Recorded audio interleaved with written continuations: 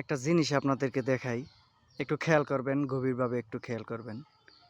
আমরা যখন ছোট ছিলাম, আমাদের আশেপাশের কোনো কাঁঠাল গাছে যদি কাঁঠাল পেকে থাকতো, আর পাকতে তো দিতামই না, অর্ধেক পাকলেই সেটারে খতম করে দিতাম। তো যাই হোক, এখন আর সেই প্রজন্মটা নেই। আমাদের ছোটবেলা তখনই শেষ হয়ে গেছে, এখন আর সেই সময়গুলা নেই। গাছে আম, কাঁঠাল এইগুলা যদি একটু দেখতাম যে আম লাল হয়েছে, তো এটা শেষ।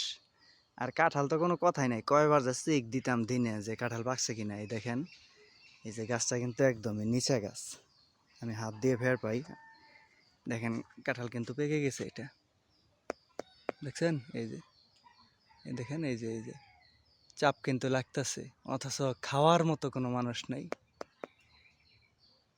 মাঝে মধ্যে সেটাই চিন্তা করি যে কই গেল আমাদের দিনগুলা।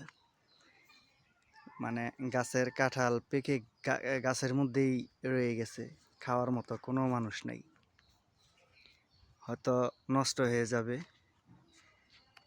সত্যি আমরা যে দিনগুলা পার করে আসছি, সেই দিনগুলা এখনকার ছেলেমেয়েরা সেগুলো স্বপ্নের মতো মনে করব। তো যাই হোক, দেখি কার গাছ এটা।